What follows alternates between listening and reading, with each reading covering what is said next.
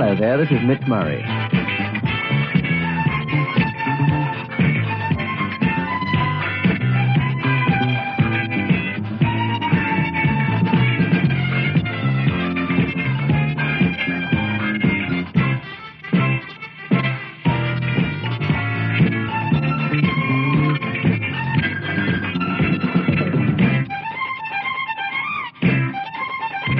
If you own a shortwave radio, you are lucky enough to have at your fingertips a space and time machine.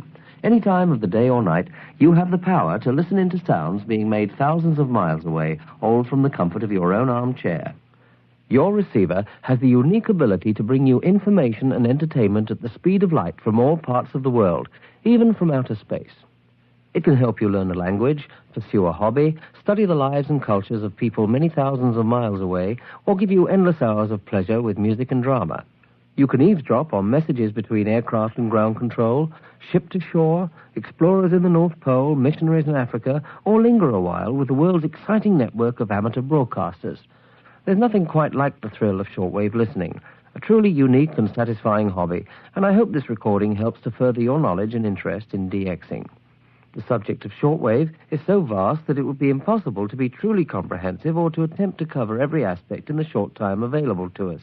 However, I will do my best to provide you with a solid background to the subject and will also tell you where to get further information and guidance, whether it be from books, publications, or DX clubs. They all have a part to play.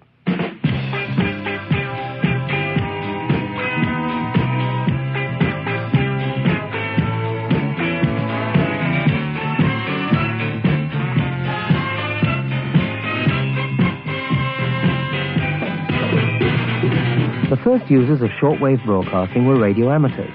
From the beginnings of radio, all communication took place above 200 meters or 1.5 megahertz. But the hams who were not able to use high power for their transmissions started to experiment with higher frequencies in order to expand their activities. They found that as they went into the shorter waves, they were able to reach longer distances. And it wasn't long before broadcast stations and other communicators jumped onto the bandwagon, so that today we have the situation where most long-distance broadcasting is carried out between 3 and 30 megahertz.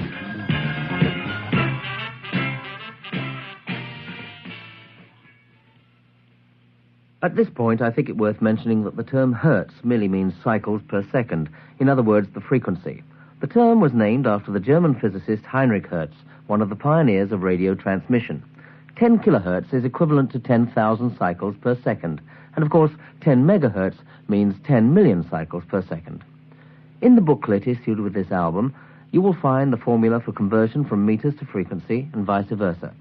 Some radio stations will only announce their whereabouts in one format, and if your radio doesn't have both a meter and a hertz readout, you will on occasion need the know-how to convert. The formula is wavelength in meters equals 300 divided by the frequency in megahertz. You will also find the reverse of this formula in the booklet so that you may make your own conversion. Despite modern receiver techniques and the high power which is used in radio transmissions, at times the radio wave just doesn't make it. This is because the transmission of radio is dependent upon the atmosphere of the Earth and the effects of the sun. Shortwaves travel vast distances because they are able to bounce around the world using the ionosphere as a reflective surface. Take a look at the diagram in the booklet. When we are talking of an area of thousands of miles, the radio signal will have to make several leaps to reach its goal, and conditions along the route will affect the way it's received. In order to overcome a change of conditions as simple as daylight and darkness over the transmission path, broadcast stations constantly have to change wave bands. The subject of propagation is vast and complicated, but it's certainly worth studying in depth if you're a serious shortwave listener. Learn about the various layers of the Earth's atmosphere and how they affect the radio wave. Follow the frequencies recommended by the international broadcasting organizations for your part of the world. Listen in on high frequencies during daylight and lower bands during darkness. Don't be too disappointed if you don't hear a station you feel should be there. It could be due to a multitude of conditions, including one called SID, sudden ionospheric disturbance, which can be so sensational that you may believe there is something wrong in your receiver. Now let us have a look at the whole radio spectrum. You can divide the radio spectrum into 7 parts. Firstly, the very low frequency band. This begins at approximately 10 kilohertz and rises to 30. The long-wave broadcasting band runs from 30 to 300 kilohertz, and the medium-wave broadcasting band covers 300 kilohertz to 3 megahertz. Now we come to the 3 to 30 megahertz band, which, as I said before, is the shortwave or high-frequency band. Next comes VHF, very high frequencies, 30 to 300 megahertz, and these are used for high-quality sound reproduction and stereo broadcasting, as well as some television and point-to-point communications. We are now getting into the really high frequencies. The UHF band is 300 to 3,000 megahertz, and many more television transmissions use this range. The super high-frequency band, SHF, ranges from 3,000 to above 21,000 megahertz, and these are the frequencies used extensively by radar. Now, if you've come across the term gigahertz, this means 1,000 million cycles, or 1,000 megahertz.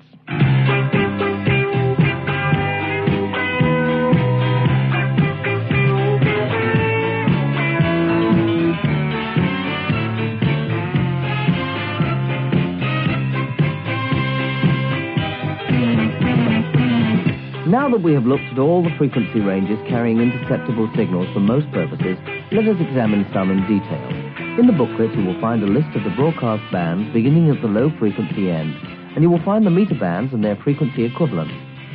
In between the 9 shortwave broadcast bands, there are many other transmissions. One type is known as fixed and mobile. This covers aircraft-to-ground control, ship-to-ship, police, ambulance, fire services, and a vast amount of others. While tuning in between the broadcast bands, you will hear some very strange sounds indeed. You may have put this down to interference, static, and other phenomena, but in fact, nearly everything you hear is some form of communication, and right now I will try to help you identify them. Have a listen to this. This is the sound of facsimile telegraphy. The radio sounds you hear are used for transmitting pictures by shortwave. With the correct equipment, photographs and charts can be transmitted many thousands of miles. This system is used by satellites transmitting weather photographs of the Earth and the press agencies transmitting photographs for reproduction in newspapers. There's a system called RTTY, which, although not as dramatic as facsimile telegraphy, is very widely used and is a very common occupant of the shortwaves. RTTY transmits messages by teletype. These messages may be in the form of international telegrams or press agency reports. They may be used by governments sending in their weekly messages to embassies all over the world, by international police organizations transmitting criminal records, or for weather forecasting. This is the sound of RTTY in action. To receive RTTY, you need a converter and a teletype machine. You may very well find these items quite cheaply at government surplus stores. And then, with a little know-how, you can link them to your receiver so that when the sound of RTTY comes over the air, your converter goes into action and your teleprinter prints out the message like this.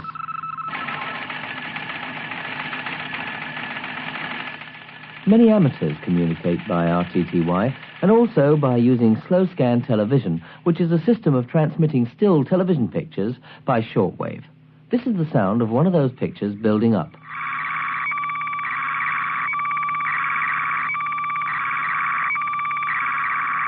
For a really accurate time check, there is nothing like tuning into one of the world's time and frequency stations. Most of these stations are run by government agencies. Some of them are commercial and some of them are military. The United States Navy, for instance, has several of these stations to assist the adjustment of navigational equipment. Some stations have voice announcements at regular intervals, and others, particularly the military stations, use Morse code, CW. This is the sound of the time and frequency station WWVH transmitting from Hawaii.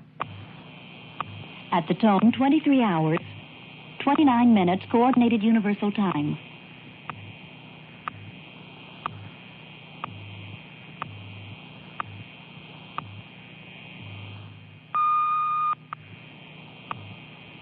National Bureau of Standards, WWVH, Kikaha, Hawaii.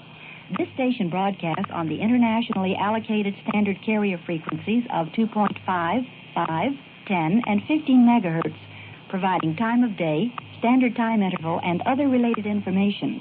Inquiries regarding these transmissions may be directed to the National Bureau of Standards, Time and Frequency Services Section, Boulder, Colorado, 80302. Aloha. The GPO station in Rugby, England, call sign MSF, transmits on 2,500 kilohertz, 5,000 kilohertz, and 10,000 kilohertz. Here it is.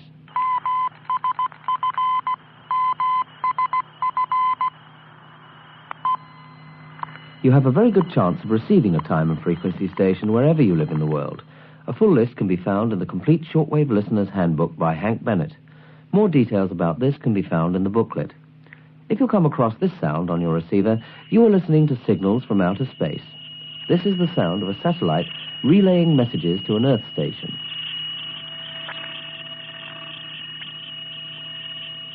Radio amateurs have a good friend in Oscar. Oscar is a satellite used by hams on the 10-meter band in over 100 countries.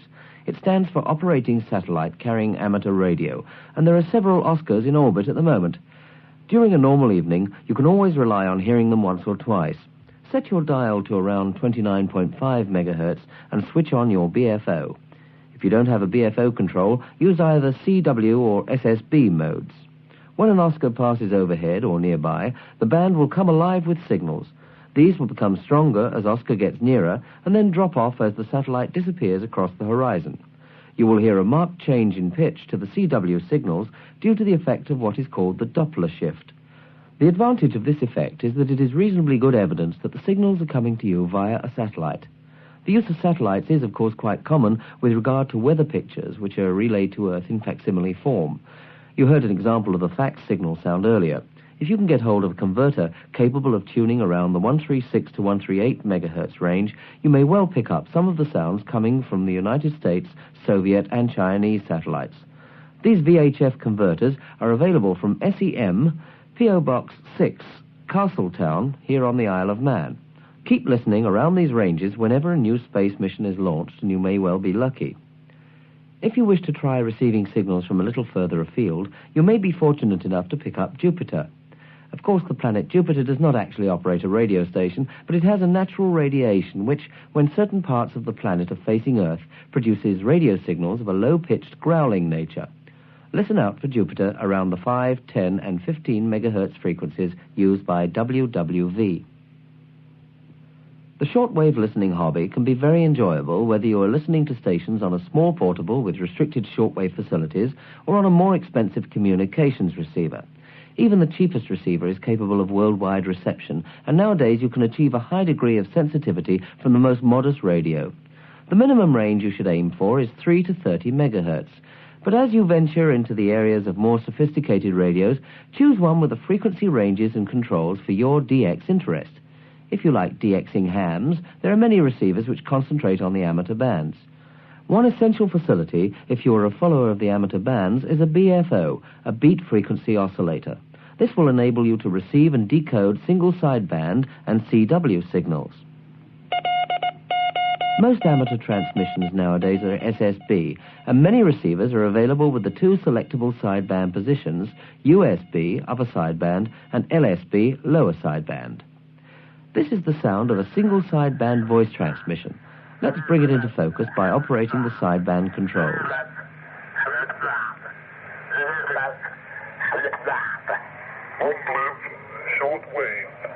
Long live shortwave.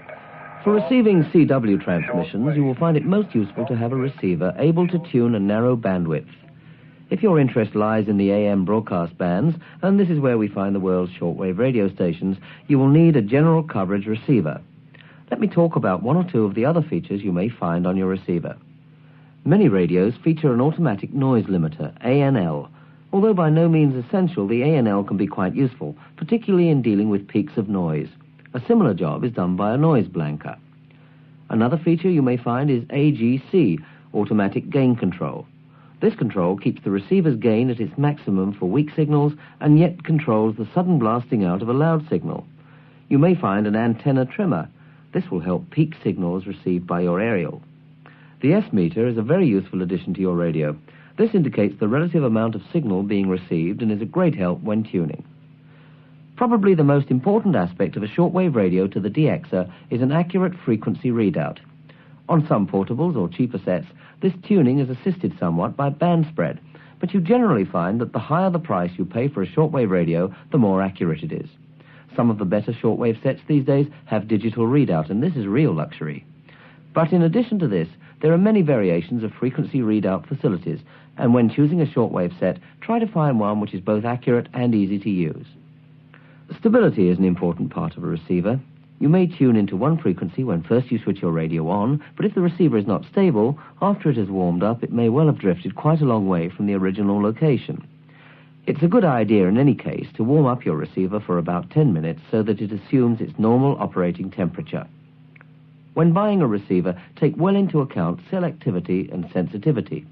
As a guide, when you are looking at specifications, the smaller the microvolt number, the better as far as sensitivity is concerned. And regarding selectivity, narrowest is usually best. A necessary part of your receiver is the provision for an external aerial. If you're using one of the cheaper portables, which includes a shortwave band, you may well find no connection for an external antenna at all. Even this may be partially overcome by winding about half a dozen turns of insulated copper wire around the extended rod aerial and dropping the end of the wire outside your window. No metallic connection to the set is necessary. However sensitive your receiver may be, it has to be fed with an adequate amount of energy from the passing radio wave, and in fact the first step in DXing is the aerial, or antenna. The serious shortwave listener should use an outside aerial. When the wave passes through any substance, the walls or steel structure of a building, its energy is absorbed and becomes much weaker. When erecting your antenna, keep it as far away as possible from trees and other obstacles, and in particular power lines, because these radiate a strong field of unwanted noise. Keep the lead into the receiver as short as possible, and you will then be maximizing the signal-to-noise ratio. Strand copper wire is the most practical to use, as it will withstand tension and bad weather conditions, but it need not have an insulated covering. There should be, however, an insulation between the aerial and any contact points before reaching the receiver. It is most important to keep your lead-in wire away from electrical cables and domestic equipment. In the booklet issued with this album, you will find some diagrams of different antenna types. If you live in an apartment and have no garden in which to put your aerial, you may well achieve some excellent results with a good internal aerial. If you have an attic, this would be ideal, but if you have to put your aerial in the room in which your receiver is used, put it in such a position as to maximize the signals coming to you from the area of the world in which you are interested.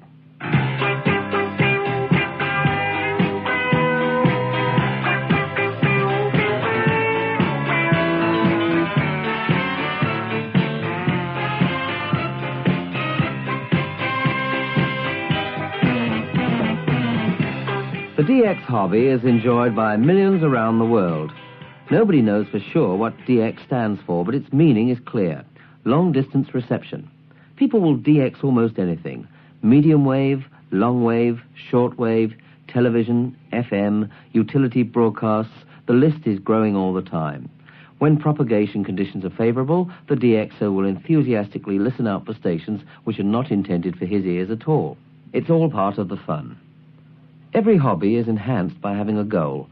If you're painting, you look forward to the finished result. If you're writing music, it's often with the hope of a public performance or that somebody will put it on record. Shortwave listening also has a goal, the QSL. When a shortwave listener locates a distant station, he should make a note of the frequency, when it was received using Greenwich Mean Time and the correct date. He should give details of about 15 minutes of the program content, what was said, what music was played, or any other relevant facts. He should describe his receiver and aerial and also give the station some technical information. One way of doing this is by using the SINPO code. SINPO stands for signal strength, interference, noise, propagation disturbance, and overall merit. In the booklet supplied with this album, you will find details of the SINPO grading, which will help you when sending out reports to radio stations. The stations find these reports most valuable from a technical and programming point of view. Your reward will come to you in the shape of a QSL card, which is normally a colourful picture postcard from the country of origin with the station logo and a verification that you have indeed received their signal. Should you request it, they may also send you program sheets, magazines, and many other souvenirs. One word of advice, however. Enclose with your report an international reply coupon, which you can obtain from your post office. This will help with the postage and will encourage the station to reply promptly. For most DXers, a working knowledge of the English language is essential. However, many experienced shortwave listeners make it their business to learn a few key words in each of the main broadcast languages. This greatly enlarges their QSL ability and improves their hobby all the way round. For students of political science or international affairs, shortwave listening can be a great help to their education. If you are studying a language, DXing not only gives you a chance to hear that language, but many stations actually broadcast tuition courses and issue textbooks. And of course, all of these features are available to you 24 hours a day, wherever you live in the world. The shortwave bands are also used by many clandestine stations. These are illegal broadcasters of various kinds. They may be pop pirates broadcasting from offshore vessels to the large European cities, or anti-government factions broadcasting from secret headquarters in the heart of their target countries. You will also hear the mysterious number stations, where a sequence of numbers is read in one of several languages. Nobody seems to know for sure what these are or where they come from. Many DXers find these stations a fascinating subject for collecting, and there are regular articles on them in the top DX magazines. If you are serious about the hobby, it is an excellent idea to join a DX club, either a local one or one of the large international associations. There's a list in the booklet enclosed. Tune in to the many DX programs broadcast by the leading radio stations of the world and get hold of a copy of the World Radio and Television Handbook. This is the Bible of shortwave listening. It's the most comprehensive list published, covering the world's radio and television stations on all wavebands. Later in this album, I will be playing you some recordings of the top shortwave stations in order to help you identify them. As you will realize, I cannot be totally comprehensive in the space of one album, and the World Radio and Television Handbook will be invaluable to you if you wish to identify or to learn more about those radio stations which, for one reason or another, could not be included in this record. In many cases, the WRTH includes a bar or two of musical signals, plus a written description of the normal identification. They supply you with the name and address of the station, the board of directors or administrators, frequency details, transmission times, transmitter details, and a host of other essential data. I really cannot recommend this publication highly enough. The editor is Mr. J.M. Frost in Denmark, and the WRTH is published once a year by Billboard Publications. Please refer to the booklet for further details. Incidentally, Billboard also published the World DX Guide, almost 200 pages filled with features on all aspects of DXing. The BBC's monitoring service in Caversham Park, England, publish a monthly news sheet of world broadcasting information, which is an excellent way to update your broadcast band knowledge. They will keep you informed as to frequency and service changes. They even cover clandestine stations, so you can certainly rely on a very good update of information through the BBC. You can write to them for subscription details at the address in the booklet. Listeners to the World Service of the BBC can subscribe to BBC London Calling, which lists and summarises the World Service programmes coming up during the following month. One very interesting DX publication is called Review of International Broadcasting, which is edited and published by Glenn Hauser. This monthly review is refreshingly different. It is more concerned with the content and quality of programmes and programme material than with the technicalities of receiving and DXing. People all over the world write to the magazine discussing shortwave radio programs, and Glenn Hauser conducts a sort of monthly forum through the pages of RIB. Those of you most interested in DXing utility stations, that is non-broadcast stations, are catered for by the SpeedX Utility Guide, which has sections on aviation, weather, marine, time stations, and other utility communications. The top international magazines all have regular features on the shortwave hobby, both amateur and broadcast band, and most countries of the world produce publications keeping you up to date with the wonderful world of DXing. If you ever listen to the BBC World Radio Club, you will immediately recognize this old friend. My name is Henry Hatch, amateur radio call sign G2CBB, and I'm pleased to have had the privilege of suggesting various ways to assist the armchair DXer to understand the more important points to improve his hobby. Now, I was asked to assist in the compilation of this disc because I've been a DXer now for some 50 years, during which time I was employed by the BBC. And with experience of this kind, I'm pleased to have had the opportunity of offering the armchair DXer some advice as to how to obtain the best results. And I think this disc really does cover the essential points in a comprehensive way. Part of my duty with the BBC was conducting correspondence relating to overseas listeners' reception problems. Looking back on their difficulties, it seems there were really two main problems of unsatisfactory reception. First, the type of aerial, and second, the use of the correct frequency. Well, we've given some advice on the suitability of aerials, but do remember DX signals travel a great distance. They're weak on arrival and require the very best arrangements so that they're able to collect as much energy from the wave as possible. Your local station, by comparison, is overwhelmingly stronger. Also remember the frequency on which you listen. This is important. In general terms, 19 meters or higher during the day, but in darkness, 25 meters or lower in frequency. Now, if you intercept a transmission in a foreign language, don't pass it by as not understood, because broadcasting organizations on the hour and sometimes on the quarter-hour periods make announcements in several languages.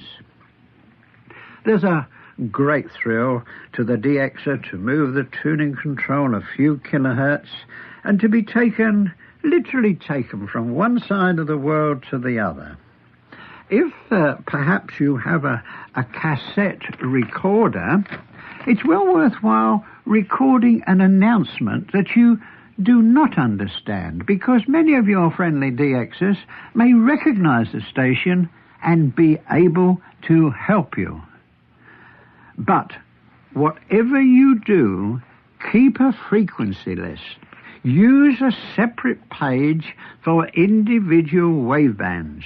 You'll find how this will build up into a most useful source of information. Well, I do hope the information given on this disc will help you to improve results, and I think it is appropriate that I should leave you with the words so often spoken by radio amateurs: the very best of DX. Thank you very much, Henry. The shortwave stations of the world use various identification signals in between their programs. After the break, I'll be playing you authentic recordings, which, with two exceptions, were all supplied by the radio stations themselves.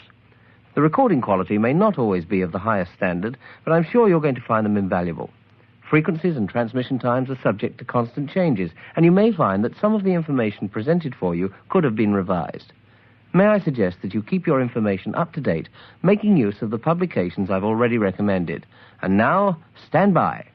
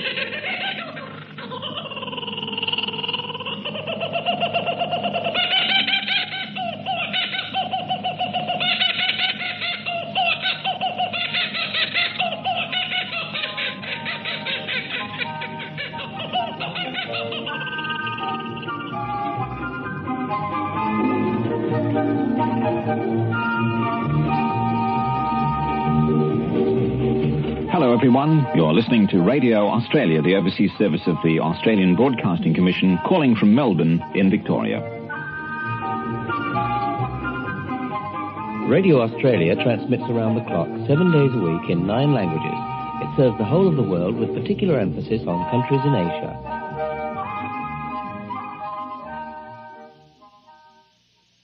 You You will now hear the interval signal of the Austrian radio shortwave service.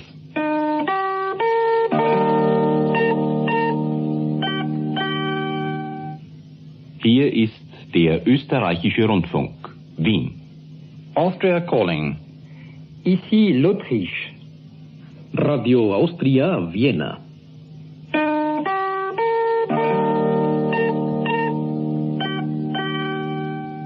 That was the regular interval signal used by the Austrian radio shortwave service from Vienna. And now, the signature tune for the main daily English informational program.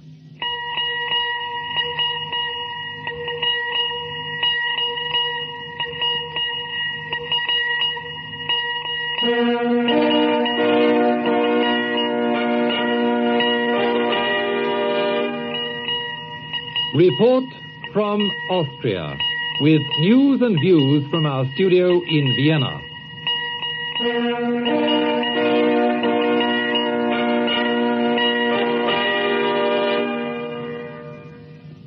And the same tune is used for parallel broadcasts in German, Spanish, and French. You have been listening to interval signals and signature tunes from the shortwave service of the Austrian radio in Vienna. You are about to hear a studio recording of a piece of music used by the BBC World Service to introduce the news.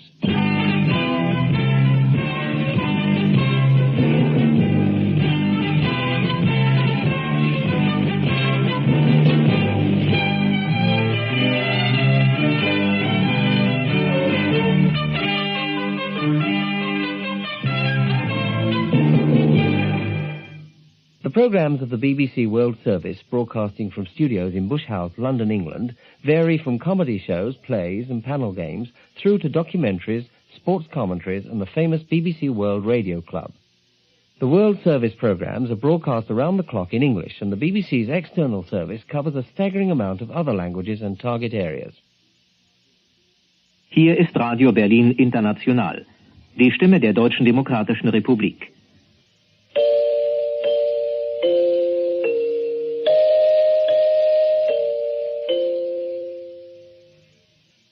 This is Radio Berlin International, the voice of the German Democratic Republic. Radio Berlin International broadcasts daily in 11 languages. They run a fortnightly DX program, and members of the Radio Berlin International DX Club can be awarded a series of diplomas for correct reception reports. In 1980, RBI celebrates its 25th anniversary.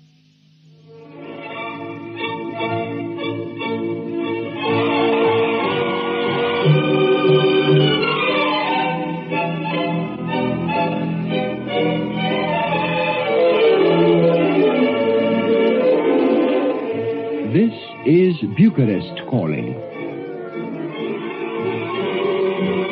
This beautiful piece of music comes to you from Romania.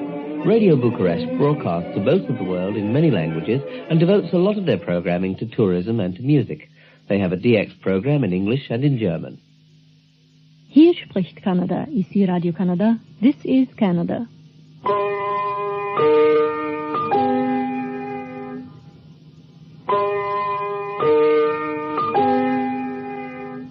One of the world's major shortwave broadcasters, Radio Canada International, transmits from Montreal by microwave to Sackville, New Brunswick on the East Coast, from where its programs are beamed out to the world.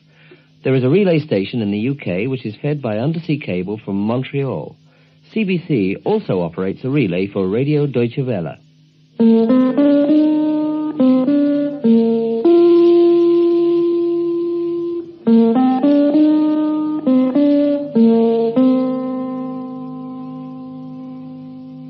Η Κύπρος κοντά σας.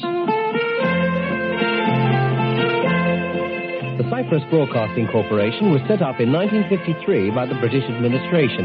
It transmits to Cypriots abroad in Greek on the shortwave frequencies of 9.695, 7.190 and 6.155 megahertz.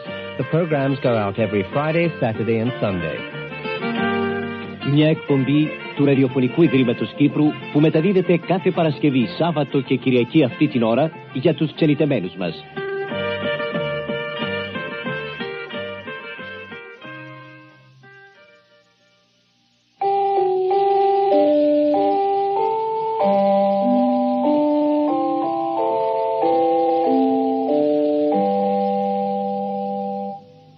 De lytter til Danmarks Radio. You are tuned to Radio Denmark, shortwave department, Copenhagen, Denmark. The activities of Radio Denmark are devoted to serving Danes abroad and Danish seamen in particular. As a result of this, their shortwave department transmits exclusively in Danish with only the occasional English announcements. Hier ist die Deutsche Welle. You're listening to Radio Deutsche Welle, the voice of Germany, broadcasting from Cologne in the Federal Republic of Germany. Ici la voix de l'Allemagne.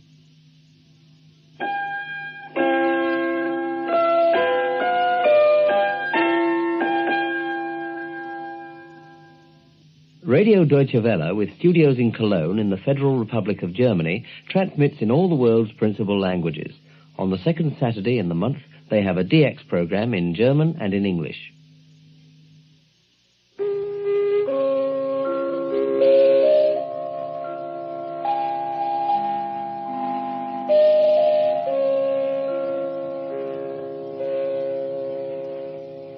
This is the Far East Broadcasting Company, FEBC Radio International, calling from Manila, Philippines. The Far East Broadcasting Company is a Christian radio station broadcasting to the world in 73 languages and dialects from their transmitters in the Philippines and Korea. When you hear this, you are in tune with the voice of Greece.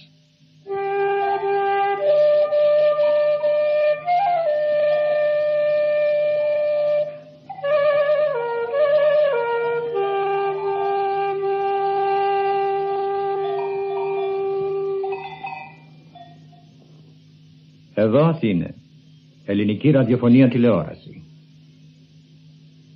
This is Athens. You're listening to the voice of Greece. Ici Athènes, la voix de la Grèce. Hier ist Athen, Sie hören die Stimme Griechenlands. This is the Voice of the Andes, HCJB, Quito, Ecuador, broadcasting in the English language to Europe in 16 and 19 meters at 17,770 kilohertz and 15,295 kilohertz. For your free copy of our international program schedule, write HCJB, Box 691, Quito, Ecuador. The time now, 2 p.m. Eastern Standard Time, 1900 Greenwich Mean Time.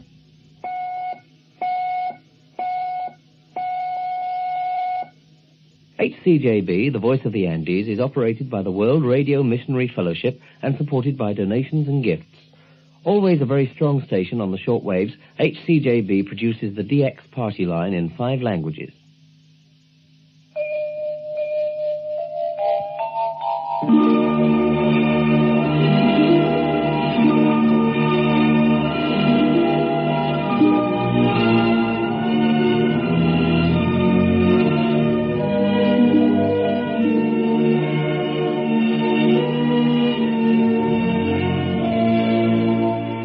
Radio Japan transmits programs in French, English, German, Italian, Spanish, Chinese, Arabic, Korean, and many others. The Japan Broadcasting Corporation is widely known as NHK, which stands for Nippon Hoso Kyokai. Their headquarters are in Tokyo. Before this opening music, they beam a signal played on the Celeste. They regularly broadcast language tuition in Japanese and transmit weekly DX programs in English and also in German.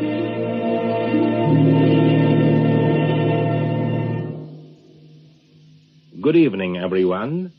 This is Radio Japan, the overseas broadcasting service of NHK in Tokyo. We are now broadcasting to Europe on 9.605 megahertz in the 31-meter band and 11.950 megahertz in the 25-meter band.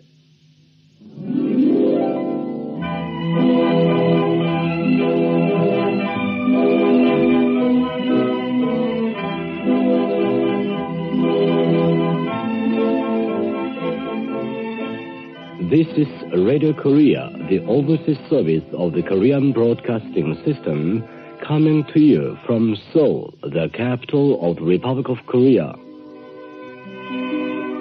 You have just heard the identification of Radio Korea's foreign service, which transmits programs of half an hour's duration in 9 languages.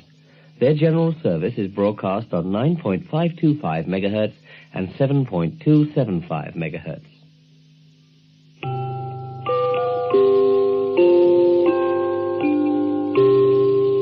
This is the identification of RTL, previously known as Radio Luxembourg. A successful commercial station, it's based in the Grand Duchy of Luxembourg and operates in several European languages. This is Broadcasting Malta, transmitting on 9670 kHz, 31 meters, in the shortwave band on Radio Mediterrane from Malta.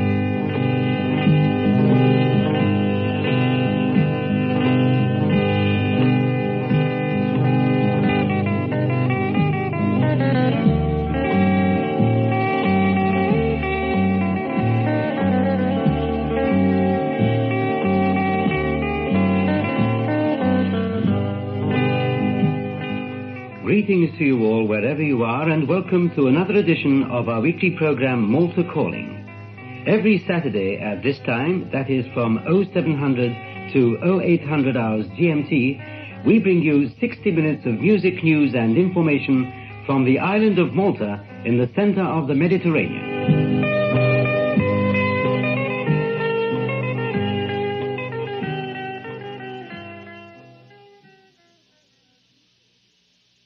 One of the most familiar radio sounds wherever you live in the world is the enormous international service of Radio Moscow. Listen out for this identification.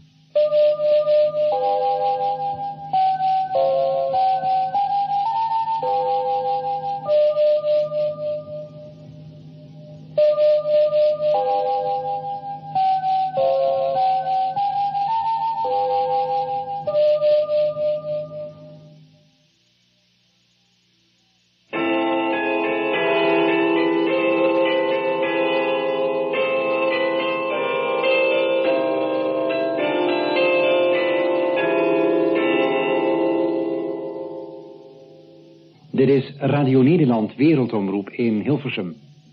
This is the Dutch World Broadcasting System, Radio Nederland, in Hilversum, Holland. Radio Nederland broadcasts every day in Arabic, English, Spanish, Indonesian, Portuguese, French and Dutch. Their transmitters are in Lopik, near Utrecht, and they're particularly well known for their Sunday show, The Happy Station, a worldwide request program. This show has even been known to feature live phone-ins. Their DX Jukebox program is broadcast in English, French and Spanish. They issue an excellent range of DX literature free of charge to anybody requesting this service.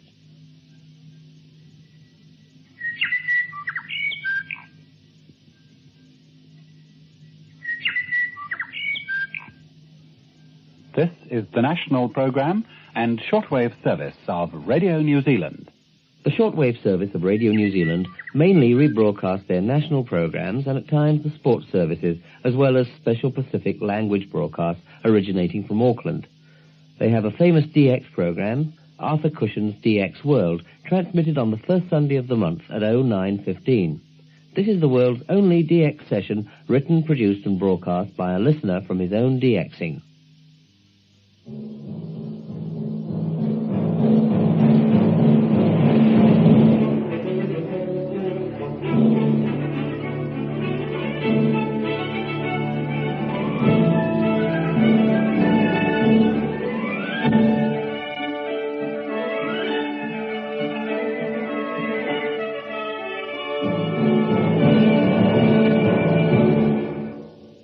This is the signature tune for the overseas service of Radio Norway, which was officially opened by His Majesty King Haakon VII in 1948.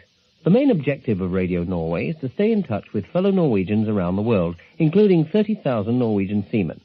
English programming is limited to 30 minutes per week, and there is a 5-minute newscast in Spanish once a week. Its transmitters are located at Fredrikstad in the extreme southeast of the country.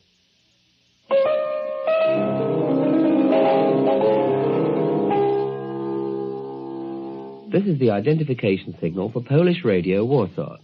This signal is repeated in between each language announcement. Here are 3 examples of the language announcement starting with Polish.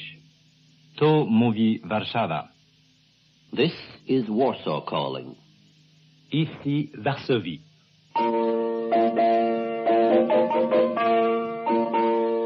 Warsaw broadcasts the DX program in Swedish and in Finnish, and they have special programs for Polish seamen abroad.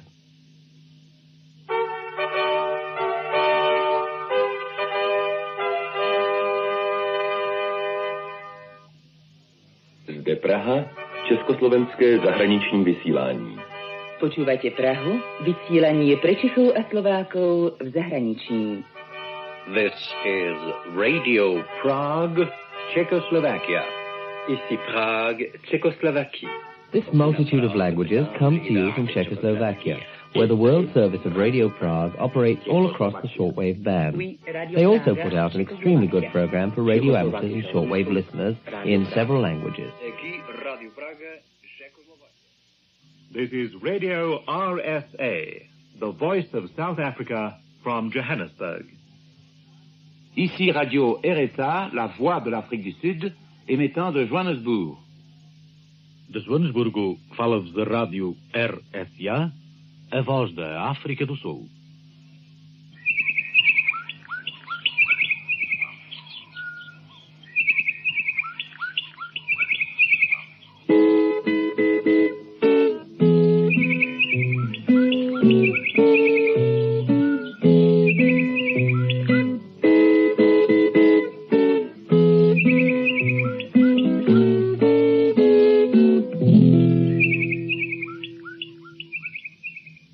Radio RSA, Die Stem van South Africa, the voice of South Africa, broadcasts from Johannesburg in a multitude of African languages, in English, Dutch, Afrikaans, French and German, amongst others. Their DX program in English is called DX Corner and is presented by Jerry Wood. They also have DX programs in French, German and in Dutch.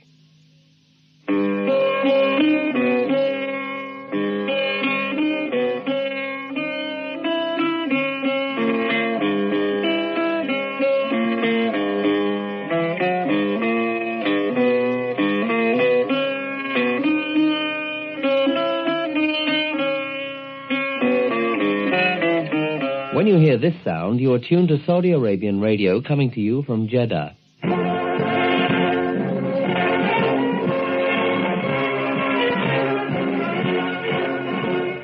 إذاعة المملكة العربية السعودية.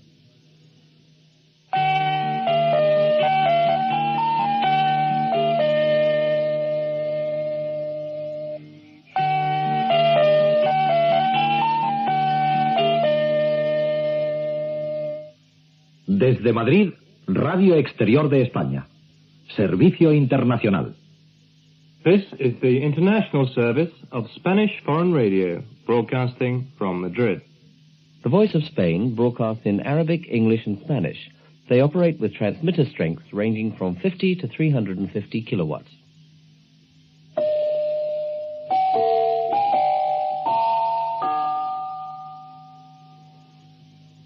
Sveriges Radio utlandsprogrammet.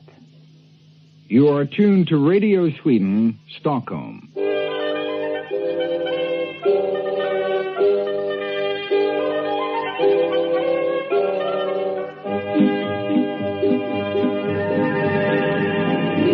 Radio Sweden broadcasts from Stockholm in 7 different languages.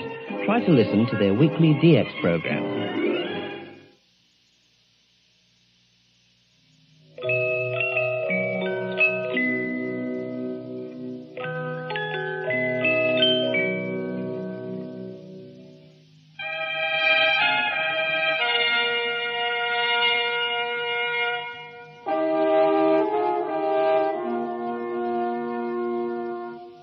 Swiss Radio International.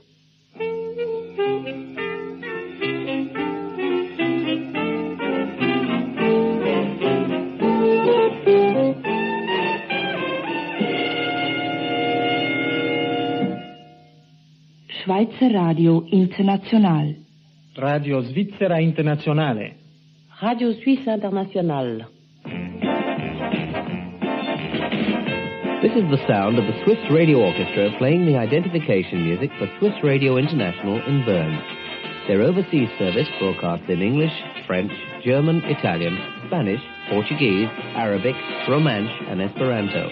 Listen out for Swiss shortwave merry-go-round on the 2nd and 4th Saturdays and Sundays.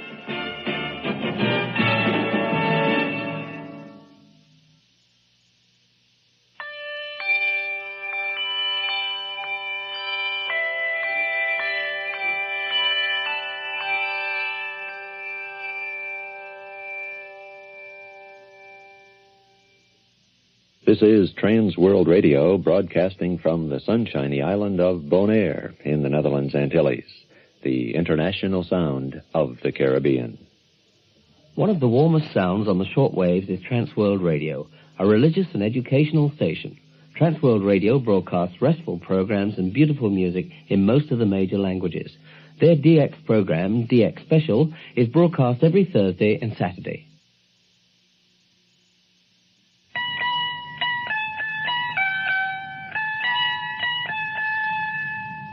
Günaydın. Burası TRT2 uzun dalga 1648 metre 182 kHz Ankara ve orta dalga 428 metre 701 kHz İstanbul vericilerinden yayın yapan Türkiye Radyoları 2. programı.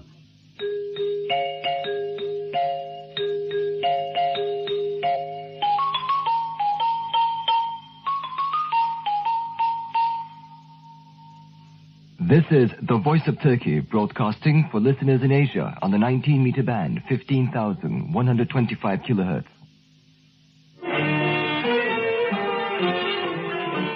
The Foreign Service of Turkish Radio broadcasts in 8 languages. Every day from 22:30 to 22:45, they present DX News in English.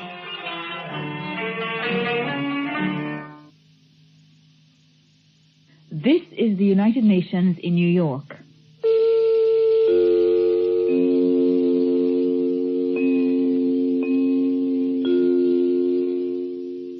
United Nations Radio broadcasts in many languages on shortwave and is also relayed by more than 120 countries. Listen out for the exciting broadcasts of the Security Council transmitted live when in session. United Nations Radio, like most radio stations, will be happy to send you their program schedules if you write to them. The Voice of America, with headquarters in Washington, is one of the world's major shortwave broadcasters. Specializing in news and documentary programs, there is no part of the world VOA cannot reach. One Voice of America feature is Special English. The English language is slowed right down in order that it may be understood by beginners. The following is a specially recorded version of their identification tune, Yankee Doodle Dandy.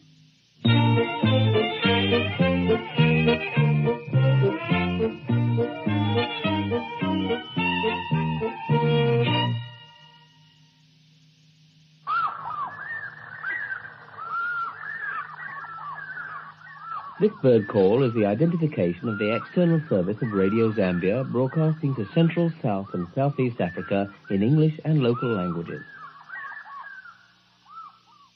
Zambia Broadcasting Services, this is the external service of Radio Zambia. This is Lusaka calling. One Zambia, one nation.